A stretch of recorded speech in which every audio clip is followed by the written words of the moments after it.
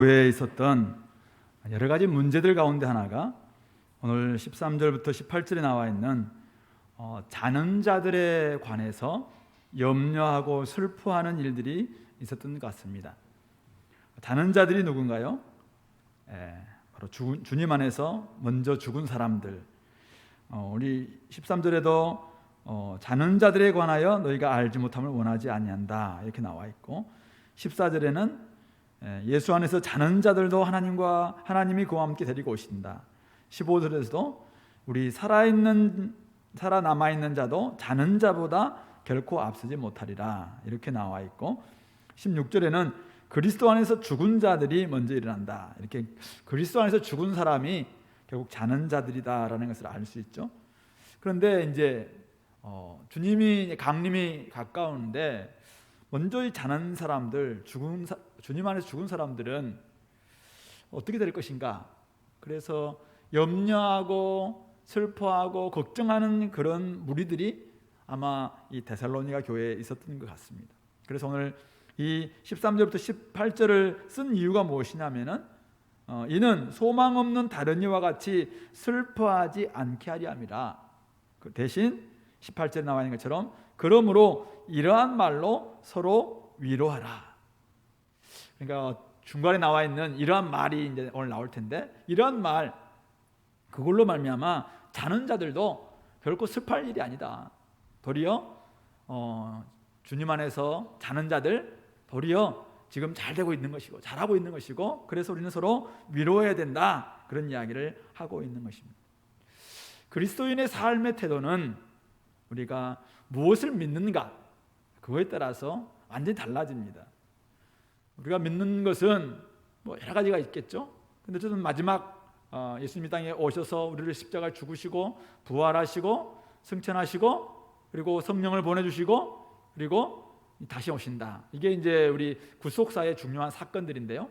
이런 모든 믿음의 요소들이 결국 그냥 단지 지적인 만족만 추구해 주는 것이 아니라 이것이 결국 우리의 삶을 규정해 주기도 하고 삶을 어떻게 살 것인가를 사실은 확정해 주고 있는 중요한 요소들이라는 것입니다. 무슨 말이냐면은 정말 주의 재림에 대해서 잘 알 때 사실은 세상 사람들과 특별히 소망 없는 사람들과 다른 삶을 살 수밖에 없다. 오늘 이 본문의 표현을 든다면 슬퍼하지 않게 되고 결국 다른 사람들을 서로 도리어 위로하면서 살 수 있다라는 것을 보여주고 있는 것이죠. 그러니까 우리의 소망이 무엇인가라는 것을 명확히 안다는 것은 오늘 우리의 지금의 삶뿐만 아니라 우리의 이후의 삶도 결국은 다르게 살아갈 수 있고 훨씬 더 많은 사람들에게 위로를 줄 수 있고 또 진짜 기쁨이 된다 이렇게 이야기할 수 있는 그런 삶이라고 말할 수 있죠. 자, 그렇다면은 오늘 이 소망 없는 사람들은 슬퍼하는데 우리는 소망이 있는 사람들이잖아요. 자, 그렇다면은 소망이 뭐냐 이거죠. 우리의 소망은 무엇입니까? 오늘 그 이야기를 오늘 14절부터 17절에서 적고 있는 것이겠죠. 자, 14절 우리가 예수께서 죽으셨다가 다시 살아나심을 믿을진데 이와 같이 예수 안에서 자는 자들도 하나님이 그와 함께 데리고 오시리라. 우리 개역개정은 이렇게 이제 이야기하고 있습니다. 이것을 세번역으로 한번 제가 읽어드리겠습니다. 우리는 예수께서 죽으셨다가 살아나신 것을 믿습니다. 이와 같이 하나님께서 예수 안에서 잠든 사람들도 예수와 함께 데리고 오실 것입니다. 중간에 우리는 믿습니다. 우리 사도신경 할 때 우리는 무엇을 믿습니다. 우리가 믿는 것은 이것이 신앙 고백인 것을 말하고 있죠. 이것을 좀 더 우리 NIV 성경에서는 We believe, 우리가 믿습니다. 이것을 예수님이 죽었다가 살아난 것을 믿습니다. 그래서 so we believe, 그래서 우리는 이것을 믿습니다. 바로 예수 안에 죽은 사람들, 잠자는 사람들도 데리고 오실 줄로 믿습니다. 우리의 신앙 고백이 무엇인가 그렇게 표현하고 있습니다. 먼저 죽었다고 하더라도 하나님께서 주의 재림 시에 그들도 함께 데리고 오실 것임을 믿는다는 것이죠. 바로 그것이 예수께서 죽으셨다가 살아나심을 믿는 사람들의 신앙 고백이고 또 우리가 알아야 될 복음의 내용이고 소망이라고 말하고 있는 것입니다. 그러니까 먼저 예수님을 이제 믿고 주님을 막 재림을 기다리다가 먼저 죽었습니다. 근데 사람들은 야, 예수님이 곧 오시는데 이 사람들 먼저 죽었으니까 이 사람들 열어된 거 아니냐, 이렇게 막 걱정하고, 막 어떤 사람들은 염려하고 슬퍼했다는 것이죠. 그에 대해서 바울이 오늘 이야기하는 것은 먼저 죽었다고 없어지는 게 아니다. 천국에서 열어되는 것도 아니다. 하나님께서 그들도 함께 데리고 오신다. 이 자는 자들과 관련돼서 좀 몇 가지 생각이, 옛날에 우리 여러분들 어렸을 때 저는 워낙 시골에서 자라가지고 이런 이야기 많이 들었습니다. 어디 가는 사람들의 몫은 있어도 자는 사람들의 몫은 없다, 이런 말 들어봤어요? 요즘은 이런 말 안 하죠. 근데 옛날에 이제 먹던 것이 좀 귀하던 시절에는 잠자지 말고 나중에 이제 뭘 맛있게 사오는데, 야, 잠자는 이 목 없다. 어디 간 사람 목은 있어도 잠자는 사람 목 없대. 그러니까 뭐 잠 안 자는 거예요, 막. 그래서 그거 먹으려고. 그리고 이제 12월 31일 섣달 금음날, 그리고 정월 초하루 날 1월 1일 날 이제 아침에 일찍 일어나서 이때 잠을 자면은 이 눈썹이 하얗게 된다, 뭐 이런 말 들어봤죠. 다 미신일상인데, 그리고 제 고향에서는 그 군소라고 바다에 있는 그 새까만 게 있어요. 군소가 된다, 막 이렇게 해가지고 우리 어렸을 때 막 잠을 못 자고 막, 그래서 막 근데 어디를 깜빡 잠이 드는데 눈썹 혹시 하얗게 됐나 싶어가지고 이렇게 보기도 하고, 그런 게 있어요, 그렇죠? 잠자도 괜찮고, 주님 안에서 잠자도 먼저 잔다 할지라도 그 사람 목 다 있다는 거죠. 그 사람에게도 주님께서 그를 깨워서 데리고 오신다. 잠잔다는 것, 우리 주님께서도 나사로를 깨우러 가겠다 이렇게 이야기했고, 야이로의 딸을 살리러 갔을 때도 그가 자고 있다 이렇게 이야기하고 있지 않습니까? 그래서 우리 16절을 보면은 그리스도 안에서 죽은 자들이 먼저 일어나는 일이 있습니다. 예수님께 재림하실 때 그리스도 안에서 잠자는 자들은 먼저 부활하여 호련히 변화된다. 우리 고린도전서 15장 52절에서는 그렇게 이야기합니다. 잠자는 자들의 첫 열매였던 예수님처럼 예수님 안에서 죽은 사람들도 다 호련히 일어나고 부활하고 변화된다라는 것이죠. 지금 우리의 이런 몸이 아니라, 우리 고린도전서 15장에 다 봤습니다. 약하고 욕되고 썩고, 땅의 몸이 아니라 반대 몸이죠. 강하고 영광스럽고 썩지 않고 하늘의 몸, 신령한 몸을 입게 된다. 그것이 어떻게 되는 것인가 우리는 잘 몰라요. 근데 하나님께서 이렇게 하실 수 있다라는 것이죠. 그러므로 바로 죽은 자들, 먼저 죽은 자들 염려할 필요가 없다는 것입니다. 바로 잠자고 있는 자들 다 주님께서 데리고 오신다라는 것입니다. 여기에 또한 부류가 나오죠. 우리 살아있는 사람들도 라는 표현이 있습니다. 15절도 나와 있고, 주께서 강림하실 때까지 우리 살아남아있는 자도 자는 자보다 결코 앞서지 못한다, 이런 표현이 있고, 그 다음에 우리 17절에도 그 후에 우리 살아남은 자들도 그들과 함께 구름 속으로 끌어올려 공중에서 주를 영접하게 하시리니, 이렇게 표현이 있습니다. 우리 살아있는 사람들, 우리라고 표현하고 온다고 해서 바울이 예수님의 재림 때까지 자기가 살았을 것이다 이렇게 그냥 물론 예수님이 금방 오신다면은 자기도 빨리 주님의 재림을 사실 그때는 멀지 않았다고 생각했던 것 같아요. 그래서 우리 살아있는 사람들이라는 것에 자기를 포함시키기도 하고 이렇게 합니다만은, 자기가 나는 무조건 살아있을 것이다 이런 표현은 아닌 것이죠. 중요한 것은 살아있는 사람들, 그때까지 어떻게 됩니까? 오늘 15절 보니까 우리가 주의 말씀으로 너에게 이것을 말하노니 주의 강림하실 때까지 우리 남아있는 자도 자는 자보다 결코 앞서지 못하리라. 또 어떤 사람들은 이제 살아있는 사람들은 혜택이 있다라고 생각한 거예요. 근데 그런 혜택 없다라는 것입니다. 주의 말씀 정확하게 어디에 기록되어 있는지, 또 직접 계시의 말씀인지 아니 입으로 내려온 구전인지 잘 모르겠습니다. 그러나 중요한 것은 주님이 주신 메시지는 분명하다는 것입니다. 주님의 강림하실 때까지 살아있는 사람도 그들보다 앞서지 않고 죽은 사람이라고 뒤처지지 않는다라는 것을 보여주고 있는 것이죠. 도리어 함께 살아있는 사람들도 그들과 함께, 그들이 누굽니까? 이미 먼저 죽었던 사람들이죠. 그들이 다 부활해서 함께 구름 속으로 끌어올려, 이건 끌어올린다는 것은 하나님께서 갑자기 잽싸게 데리고 올라가는, 그래서 휴거라고 이제 표현하고 있는데, 어쨌든 끌어올려 공중에서 주를 영접하게 하실 것입니다. 물론 이거에 대해서 해석이 굉장히 많아요. 근데 오늘 중요한 것은 이 말씀은 우리를 위로하기 위해서 주신 말씀이에요. 이거 절차, 순서, 이 안에 뭐 해석적인 다양성들 때문에 이게 너무 막 어렵고 막 그런 게 아니라, 중요한 것은 우리가 자는 사람들도 다 주님 데려오시고 살아있는 사람들도 같이 이들과 함께 공중에서 주님을 맞이한다, 이런 내용입니다. 그러므로 뭘 이야기합니까? 주님 안에서 어떤 집단도 다른 집단보다 앞서거나 뒤처지지 않는다. 예수 그리스도를 믿음으로 구원받은 사람이라면 그가 살아있든지 먼저 죽었든지 주님과 연합하여서 이미 함께 주님 안에서 교제하고 있기 때문에 사실은 결코 주님 안에서 탈락하지 않는다는 말씀입니다. 믿음으로 말미암아 이미 그리스도의 십자가와 부활에 온전히 연합되어 있기 때문에 그렇습니다. 우리는 이미 로마서에서, 고린도전서에서, 다른 서신서에서 많이 보았습니다. 우리가 예수 그리스도를 믿음으로 말미암아 주님의 십자가에 동참하게 되었고, 우리가 예수 그리스도를 믿음으로 말미암아 예수 그리스도의 부활하심에 연합되었습니다.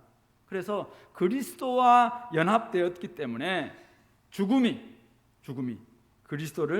우리를 그리스도에게서 결코 끌어낼 수 없다. 우리 로마서 8장 38절 39절 말씀이죠.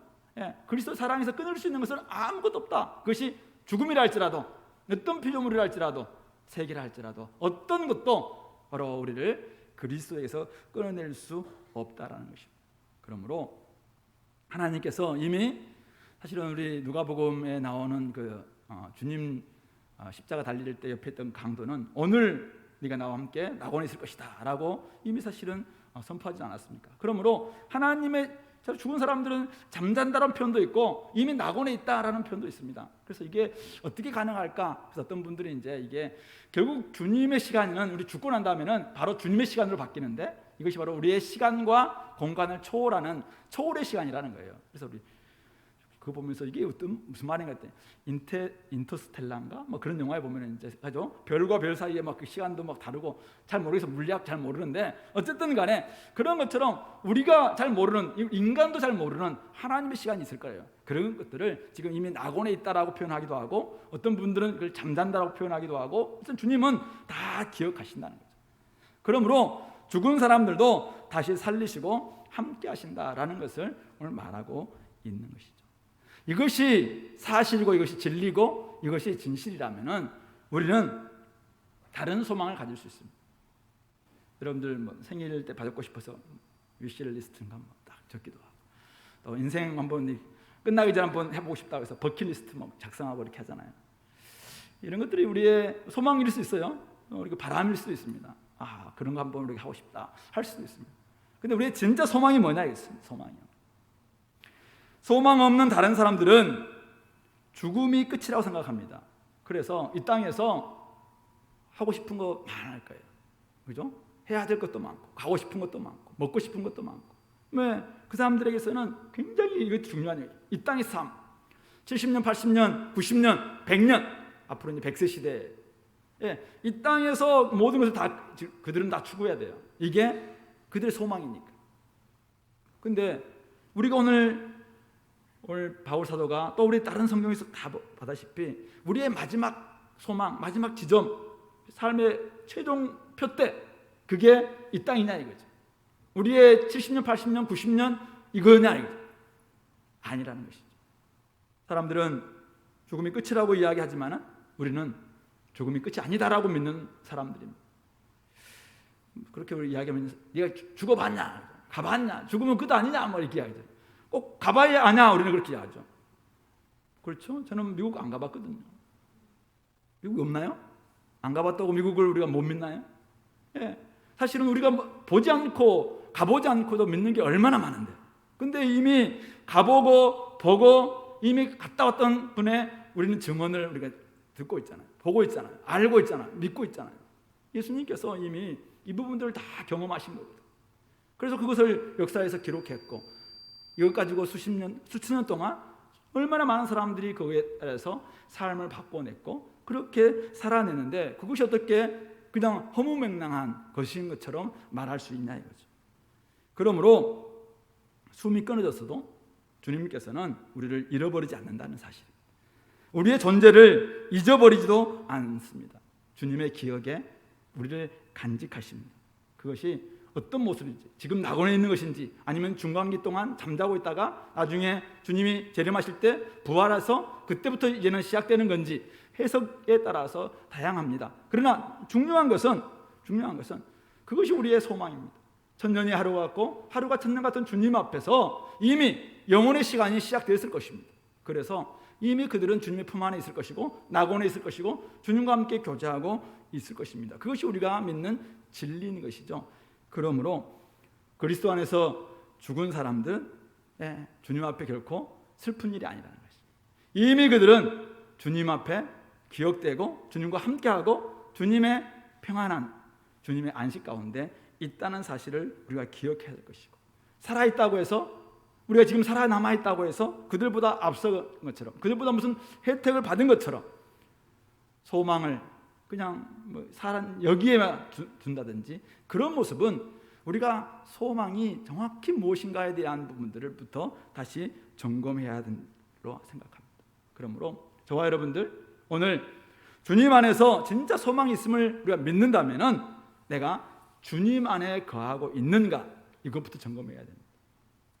이 땅에서, 우리 세상에서는 다양한 이유로 서열이 매겨지지 않습니까?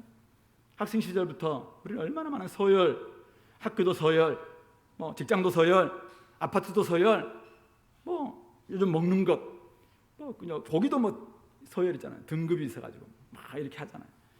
네. 등급과 서열을 매겨지는 이런 세상 가운데서 우리가 거기에 소망 둘 것이냐. 그러나 주님 안에서는 어떤 서열도 어떤 등급도 없습니다. 구원 자체가 하나님께 받은 선물이기 때문에 그 안에 있는 모두는 동등하고 공평합니다. 살아있다고 앞서지도 않고 먼저 죽었다고 뒤처지지도 않는다는 사실, 오직 주님 안에 거하느냐, 주님 안에. 그래서 우리 1장 1절에서 바울이 데살로니가인의 교회라고 말하기 전에 하나님 아버지와 우리 주 예수 그리스도 안에 있는 데살로니가인의 교회에게 편지한다고 이야기하고 있는 거죠. 우리가 진짜 하나님을 아버지로 모시고 있고 예수 그리스도를 우리 주님으로 믿고 있다면, 그 안에만 있다면 우리에게는 먼저 죽었든 아직 살아있든, 이게 이 땅에서 높은 서열을 가지고 있든 낮은 서열을 가지고 있든, 좋은 아파트에 살든 아니면은 아파트가 아니라 빌라에 살든 아니면 서울에 살든 저 지방에 살든 아무런 문제가 없습니다. 아무런 문제가 없습니다. 오직 주님 안에 진짜 평안과 희락이 있다. 그러므로 내가 주님 안에 있느냐, 주님 안에 있느냐, 그리스도 안에 있느냐, 주님 그리스도와 함께 연합되어 있느냐. 그래서 내가 십자가에 함께 죽고 부활과 더불어 내가 살아났느냐, 바로 이것만이 중요하다는 사실. 그것에 의해서 우리는 우리의 분명한 소망을 가지고 나아갈 수 있는 것이고, 주변에서 일어나고 있는 일들 그것 때문에 너무 슬퍼하지 않을 수 있습니다. 물론 우리가 사랑하는 아내를 먼저 보내고 사랑하는 동생을 먼저 보내고 사랑하는 부모님을 먼저 보낼 때 눈물 나죠. 슬픕니다. 이 슬퍼하지 말라는 말이 아니에요. 이것 때문에 슬퍼하지 말라는 말은 아니에요. 중요한 것은 뭐냐면은 그것이 죽음이 끝인 것처럼, 죽음이 영원한 이별인 것처럼, 죽은 사람들은 천국과는 상관이 없는 사람인 것처럼 생각하고 있는 이 세상 사람들처럼 그렇게 슬퍼하지 말라는 말입니다. 그래서 주님 안에, 주님 만날 날을 우리가 소망한다면은 진짜 내가 바로 예수님 안에, 믿음 안에 거하고 있는가, 바로 이거 점검해야 돼요. 내가 진짜 믿음 안에 있는가, 오늘 주님 오셔도 나는 흔들리지 않는 이 믿음 안에 있는가, 바로 이것만 점검된다면은 우리는 진짜 이 땅에서 삶에 너무 흔들리지 않고 개의치 않고 우리는 이 길을 걸어갈 수 있습니다. 오늘 우리 주변에서, 가정에서, 직장에서, 또 앞날을 생각하면서 굉장히 많이 애타는 사람들이 많이 있습니다. 취직이 안 돼서 힘들고, 결혼을 못해서 힘들고, 또 자녀의 여러 가지 문제로 인해서 힘들고, 남편, 아내로 말미암아 고통당하고 있는 사람들이 얼마나 많이 있습니까? 근데 사실은 진짜 우리의 소망이 무엇인가라는 것을 한번 생각해 보면서 그것 때문에 내가 인생이 다 끝난 것처럼 너무 슬퍼하지 않도록 우리가 어쨌든 다 그걸 해결하기 위해서 애를 써야 돼요. 그러나 거기에 전부인 것처럼, 그게 정말 내 소망인 것처럼 그렇게 하는 순간 우리는 여기 나와 있는 소망이 있는 다른 이처럼 그렇게 될 수 있습니다. 그러므로 우리가 내 소망이 무엇인가 이거 명확하게 한번 점검해 볼 수 있기 바랍니다. 자, 그렇다면은 두 번째로 왜 주님의 강림이 우리의 소망이 될 수 있는가? 어떤 날이기에 우리는 슬퍼하기보다는 도리어 위로하면서 아무것도 없는데 주님이 오신다고 이야기하니까 야, 그래도 우리 주님 오시잖아 이렇게 위로하면서 서로 위로하라 이렇게 하고 있잖아요. 이런 말로 서로 위로하라. 어떤 말로 위로해야 됩니까? 왜 우리에게 소망이 될 수 있습니까? 이거 많은 것을 우리가 볼 수 있겠지만 한 세 가지만 본다면은 첫 번째는 16절에 보니까 주께서 호령과 천사장의 소리와 하나님의 나팔 소리로 친히 하늘로부터 강림하시기 때문이다. 제가 어디를 세게 읽었죠? 친히. 주님께서 친히 강림하시기 때문에 하늘로부터. 사도행전 1장 11절에서 우리 주님께서 승천하실 때 이렇게 말씀하셨습니다. 올라가심을 본 그대로 오실 것이다. 여러 가지 설이 있습니다. 그래서 그 감람산에서도 임하실 것이다라고 믿는 사람도 있고 여러 가지 있습니다만은 많은 사람들이 볼 수 있는 대로 오시겠다 이거죠. 근데 지금까지 2000년 역사 속에서 자기가 재림주라고 주장하는 사람들이 얼마나 많은지 몰라요. 우리나라만 해도 우리 최근에 이만희로 그 앞에는 박태선, 문선명 많은 사람들이 자기가 재림주라고 이야기합니다. 어디서 우리가 주님께서 친히 승천하듯이 강림하시는데 우리가 봤습니까? 누가 봤습니까? 그들의 일수가 결코 없는 것이죠. 주님께서 친히 오십니다. 누군가를 대신 보내시는 것도 아니고 다른 메시아를 보내시는 것도 아닙니다. 이제는 주께서 친히 하늘로부터 오십니다. 하늘과 땅이 하나가 되는 날입니다. 물론 지금도 주님께서는 하늘에서 우리를 승귀라고 하죠. 승귀. 자기의 그 자리로 복귀하시는 거예요. 그래서 지금 하나님 우편에서 왕으로서 지금 우리를 통치하고 계십니다. 지금도 우리를 다스리고 있지만은 여전히 이 땅은 어떻습니까? 여전히 아직도 이 땅은 공중의 권세 잡은 자들이 우리를 다스립니다. 그래서 우리에게 얼마나 많은 아픔을 주는지 몰라요.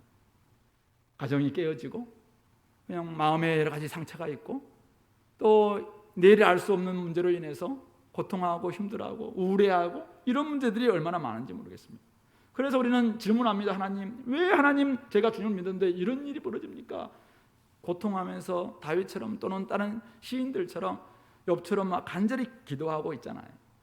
자, 근데 그날은 주님이 강림하시는 그날은 주께서 친히 오신다고 하고 그때 이 모든 문제를 다 해결하시겠다고 이야기합니다. 그래서 여러분들 지금 버킷리스트 작성하지 말고 주님께 질문할 걸 작성하세요.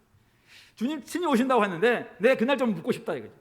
왜 내 인생에 이렇게 했는지 주님께 한번 물어보고 싶다. 주님이 친히 오셔서 여러분들에게 직접 듣겠다는 것입니다. 사단장이 직접 와가지고 우리 사병들한테 이렇게 막 듣는 것처럼, 아니 회장님이 직접 와가지고 듣는 것처럼 우리의 진짜 왕이신 하나님께서 직접 친히 이 땅에 오셔서 이 땅이 왜 이렇게 돼 있었는지, 그리고 왜 그동안 나의 기도에 좀 더디게 응답하셨는지, 이거에 대해서 하나님께서 친히 말씀해 주시겠다.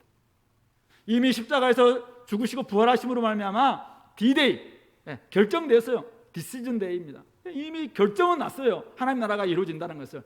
첫 열매가 되셔서 우리에게 마지막 열매, 이제는 완성이 있다라는 것을 이미 보여주셨습니다.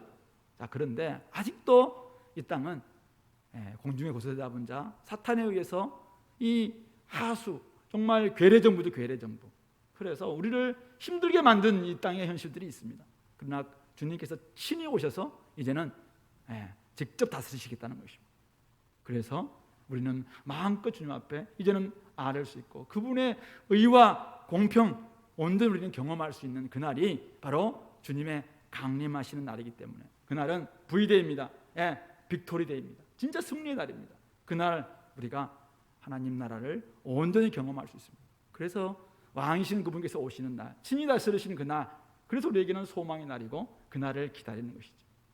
두 번째는 오늘 16절에서도 주께서 호령과 천사장의 소리와 하나님의 나팔 소리로 함께 하신다라고 이야기합니다. 호령, 큰 명령입니다. 그리고 천사장의 소리, 부하들 중에서 최고의 부하 미카엘 천사장이 아마 와 다 베껴라 막 이런 어떤 소리가 나온지는 모르겠는데 어쨌든 천사장의 소리가 있습니다. 그리고 하나님의 나팔 소리가 있습니다. 개선 나팔 소리일 수도 있고 이제는 막 다 일으키는 나팔 소리도 있습니다. 이게 물리적인 표현인지 아니면은 묵시적인 표현인지에 대해서도 정확히 잘 모르겠어요. 그러나 중요한 것은 이런 엄청난 일들이 일어나게 되는데 이 오심은 바로 왕의 행차를 의미합니다. 온 우주의 왕이 오십니다. 그분 오셔서 우렁차고 아무도 거부할 수 없는 명령이 내려지는 것입니다. 그러면은 천지 만물을 창조하셨던 하나님께서 위험 있는 소리로 말씀하십니다. 우리 이 땅에 계실 때도 주님께서 죽은 나사로, 잠자고 있는 나사로에게 가서 어떻게 합니까? 사흘이나 지나서 썩은 냄새가 나는 나사로를 향해서 나사로야 나오라, 딱 나오잖아요. 바로 주님께서 오시면은 창조의 하나님께서 위험 있는 명령을 내리시는 거예요. 잠자고 있는 사람들 다 일어나라. 혹시 잠자고 있는 사람들 여러분들에게 이야기할 수 있어요. 다 일어나라 이렇게 하면 다 무덤에서 막 아까 우리 찬송가 180장에서 봤던 거죠. 다 무덤에서 막 나오는, 이렇게 나오는 이런 위험 있는 주님께서 왕으로서 오시겠다라는 것입니다. 자, 그런데 단지 왕으로만 오시는가? 근데 그 왕은 어떤 왕이냐면은 심판주로 오십니다. 17절이죠. 17절 우리 같이 한번 읽어볼까요? 그 후에 우리 살아남은 자들도 그들과 함께 구름 속으로 끌어올려 공중에서 주를 영접하게 하시리니 그리하여 우리가 항상 주와 함께 있으리라. 여기 어디에 뭐 심판한다라는 말이 있습니까? 물론 심판의 표현들은 별로 없는 것 같아요. 근데 살아남은 사람들과 죽은 사람들이 다 함께 구름 속, 이 구름은 이제 하나님의 임재를 상징하는 성경적 표현인데 하나님의 임재 속으로 끌어올라갑니다. 이 휴거가 막 이제 올라가는데 공중에서 주를 영접하게 됩니다. 공중이 무엇이냐? 공중. 아까 제가 이야기했다시피 바울은 이 에베소서에서 그렇고 공중의 권세 잡은 자, 지금 권세 잡은 자가 다스리고 있는 그곳이 어디냐면 공중이에요. 그러니까 이 공중에서는 지금 사탄이 다스리고 있는 그곳에서 하나님이 오셔서, 주님이 오셔서 이미 사탄, 마귀 다 결박하고 이제는 그들의 모든 그들의 정권 이제는 패배시키고 이제는 내가 다스리게 되었다라는 것으로 성도들 다 모아놓고 선포하는 바로 그 자리입니다. 그래서 그 자리는 사탄이 멸망하는 곳이고 여기서는 정사와 권세들 다 이제는 끝장나는 자리입니다. 바로 그곳이 공중입니다. 바로 그곳에서 주님을 영접합니다. 그러면 주님이 왕으로 오실 때 이제 많은 이렇게 고위 관직 간 사람들이 오시면은 자 동구박 멀리까지 가가지고 막 그분을 이제 모시고 이렇게 오는 것처럼.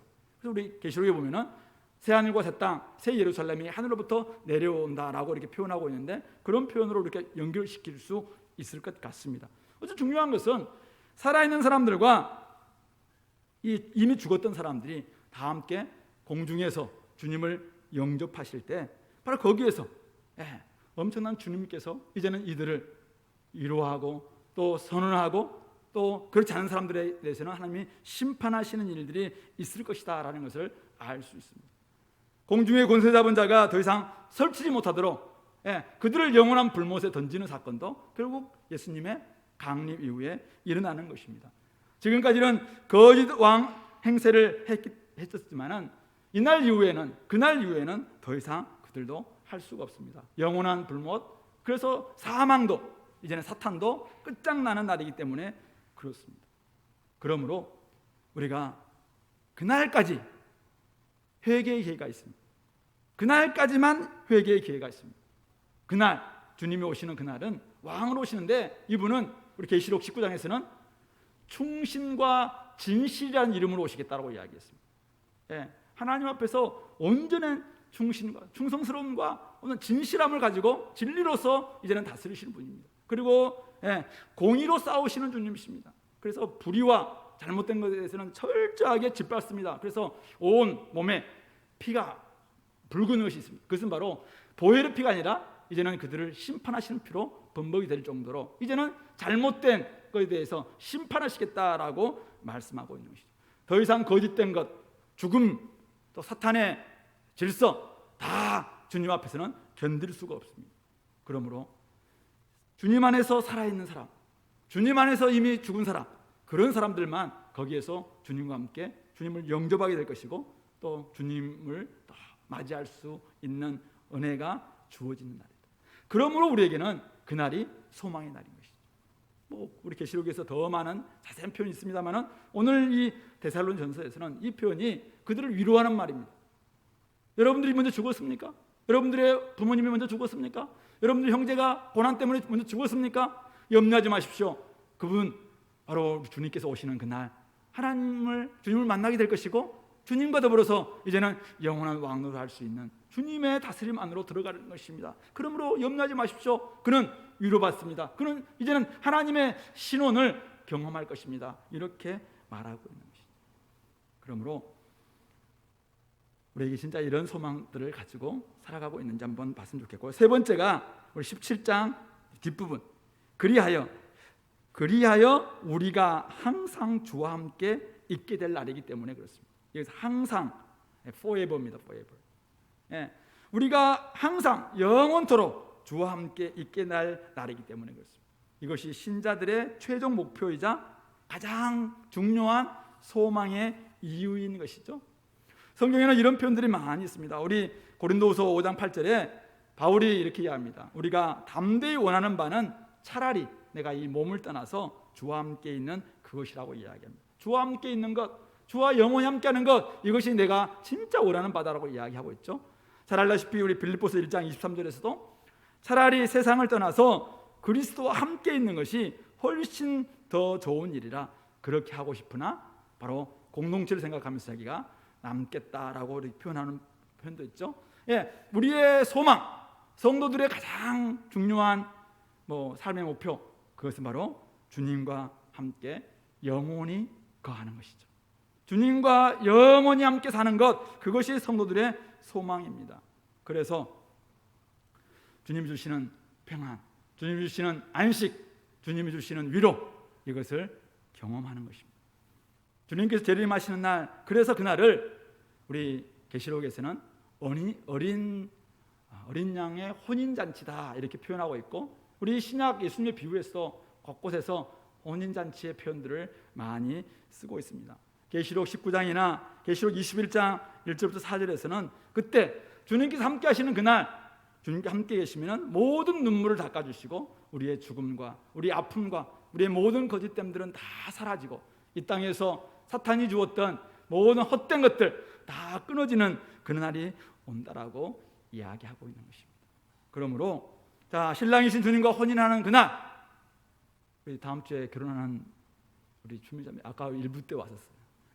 지금 주님의 결혼식 날이 있습니다. 결혼하는 날이 있는데 결혼 날 하면서 막 괴롭고 힘들고 막 이런 사람이 있겠습니까?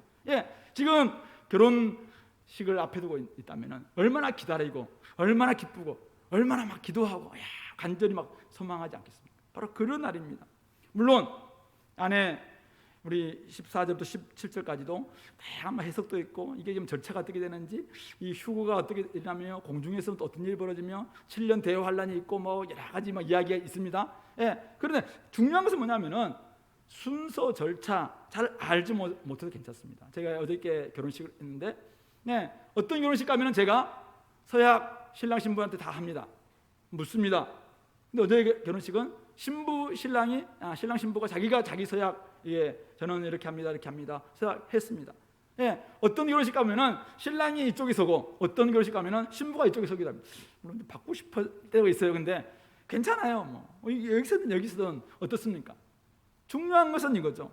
두 사람이 결혼해서 함께 한 몸을 이루고 사는 것, 이것이 목적이잖아요. 오늘 우리 삶 가운데서 온전한 연합을 통해서 행복을 맛보는, 하나님이 누렸던 그 복을 맛보는 것이 우리의 사실은 주님이 이 땅에 오시는, 우리가 신앙생활하는 최종 목표이자 소망입니다. 천국 안에서 주님과 함께 바로 주님이 성전되어서 그 안에서 우리가 하나님, 삼위 하나님, 성자, 성부, 성자, 성령께서 누리셨던, 영원 전부터 누리셨던 그 온전한 연합, 온전한 하나됨, 온전한 복, 그것을 우리 인간에게 주고 싶었잖아요. 그래서 하나님의 형상대로 이 땅에 창조하셨는데 죄로 말미암아 이것이 다 깨졌습니다. 그래서 온전한 연합을 이룰 수 없었고 온전한 복을 이룰 수가 없었습니다. 맛볼 수가 없었어요. 그래서 이 땅에 여러 가지 문제가 생겼습니다. 그래서 지금도 아파하고 갈등하고 깨지고 상한 그런 세상이 될 수밖에 없었습니다. 그러나 주님께서 이제는 신이 다스리시로 말미암아 이들에게 하나님이 누리셨던 영원한 그 복을 주기를 원하십니다. 영원한 생명을 주시기를 원하는 겁니다. 영원한 하나됨, 영원한 그 누림을 우리에게 주시기를 원하시는 것, 그것이 하나님 나라의 완성입니다. 그것이 오늘 우리가 기다리고 소망하는 그 신랑과의 혼인잔치의 날이다라고 말하고 있는 것입니다. 그러므로 신랑이신 주님께서 하나님의 권세를 가지고 왕으로서 친히 이 땅에 오십니다. 공중에 권세 잡은 사탄 마귀를 무찌르고 이미 승리하신 주님께서 그날 오셔서 그들이 여전히 그냥 우리에게 괴롭혔던 모든 것들을 다 끝장내시고 다 이제 회복하시고 가난과 질병과 또 관계의 어려움과 알 수 없는 내일로 인한 근심, 걱정, 우울 이런 모든 것들을 다 끝내고 눈에서 흘렀던 눈물 다 닦아주시고 우리에게 위로와 온전한 이제는 평안을 샬롬을 주시는 그날, 바로 이것이 주님이 강림하시는 그날이라는 사실이죠. 바로 이 사실을 안다면은 그래서 18절 그러므로 이러한 말로 서로 위로하라라고 말하고 있는 것입니다.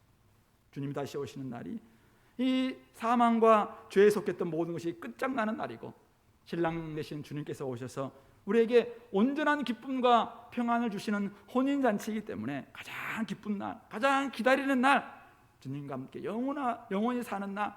그래서 우리에게 사람들에게 야 먼저 죽었다 염려하지 마라, 오신다, 주님께서 같이 오신다. 그래서 그에게도 이 영원 복락을 주신다. 살아있는 사람들 염려하지 마라, 여러 가지 문제로 인해서 지금 힘드냐, 야 걱정하지 말자, 조금만 더 기다리자, 주님이 오신다. 그날 이 땅에서 이 사탄으로 말미암아 우리에게 지금 당하고 있는 이런 모든 것들이 로마의 정권도 끝날 것이고 그리고 이 땅에서 온갖 아픔도 다 끝나고 눈물도 끝난다. 그래서 우리에게는 진정한 위로가 있다. 바로 이것을 말하고 있는 것입니다. 그러므로 이러한 사실을 우리가 진짜 이런 주님의 강림이 소망이라는 사실을 안다면 우리 두 가지겠죠. 하나는 이게 진짜 우리 소망이라면 처음 돌아가서 다르게 살아야 돼요. 소망이라면은 소망이 없는 사람들과는 다르게 살아야 되지 않겠나요? 이 땅이 전부인 것처럼 거기에 시간 투자하고 거기에 마음 투자하고 거기에 재정 다 투자하고 거기에 젊음 다 투자하고, 아니 그게 소망이 아닌데 그거는 가짜 소망인데 왜 거기에 투자하냐. 진짜 소망인 주님과의 누림, 삼위 하나님과의 누림, 여기에 우리 자신들을 투자해야 되는 거예요. 그날을 생각하면서 우리 기다리고 그날을 기대하고 그날을 우리가 기도하면서 맞이하는 것이 맞지 않겠나요? 그러면서 그렇지 못한 사람들 찾아가서 위로하고 격려하면서 야 우리 진짜 소망이 이것 아니냐라고 말할 수 있는, 많은 사람들에게 사실은 우리가 우리의 소망은 이것입니다, 소망에 관한 이유를 묻는 자들에게 여러분들이 말할 수 있는 진짜 소망이 무엇입니까? 아파트 등급 야 좀 달라졌다, 야 이번에 부동산 내가 좀 해서 좀 올랐다, 야 이번에 주식 투자했는데 야, 그 코인은 안 됐는데 이걸 했다, 이게 진짜 여러분들의 진짜 소망인가요? 그렇다면 소망 없는 사람들과 뭐가 다르겠습니까? 그러나 우리에게는 진짜 이게 소망이라, 주님 안에 내가 거하는 것, 주님 안에서 내 믿음을 굳건히 하는 것, 이걸로 말미암아 주님이 나에게 주시고자 했던 그 온전한 연합, 온전한 하나됨, 이것을 위해서 부부가 같이 함께 눈물을 흘리고 기도하고 아프지만은 같이 중요한 것을 생각하면서 여기에 투자하고, 그럼 다르게 살아가야 되겠죠. 이 땅에는 질고가 있어요. 아픔이 있습니다. 아픔이 없다고 이야기하지 않았어요. 그러나 주님 오시면은 이 모든 게 끝납니다. 그래서 우리가 그것을 놓고 여전히 우리는 소망 가운데서 또 위로하면서 살아가는 것이겠죠. 바로 이것이 우리 성도들의 모습이어야 됩니다. 다음 주에 우리 5장에 가면은 때와 시기와 관련돼서 좀 더 이 몸가짐, 마음가짐에 대해서는 더 좀 적용하겠습니다. 중요한 것은 나에게 진짜 이것이 소망의 날인가, 그리고 사람들에게 내가 위로할 수 있도록 내 마음에 분명한 근거가 되어 있는가, 이유가 있는가, 이거 한번 점검했으면 좋겠고, 또 한 가지는 오늘 13절에서 뭐라고 이야기했습니까? 이는 소망 없는 다른 이와 같이 슬퍼하지 않게 하려 합니다. 이 땅에 많은 사람들이 소망 없이 살아갑니다. 소망 없는 다른 이들이 있습니다. 그들에 대해서 어떻게 하면 좋겠습니까? 어떻게 하면 좋겠습니까? 우리는 소망이 있기 때문에 소망 없는 그들을 향해서 야, 니들 없다며? 뭐 조롱하고 놀릴까요?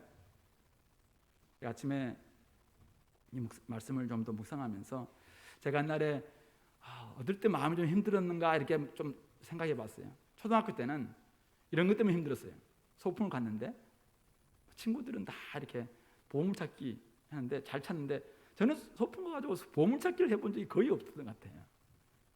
그래서 남들은 막 보물 찾고 막 보물 찾아고 막 선물 받는 연필 막 이렇게 주고 막 그렇게 하는데 아무리 찾아도 저는 보물 못 찾아요. 그러니까 이게 참 마음이 그때 좀 울적했던 뭐 그런 기억이 좀 떠올랐습니다.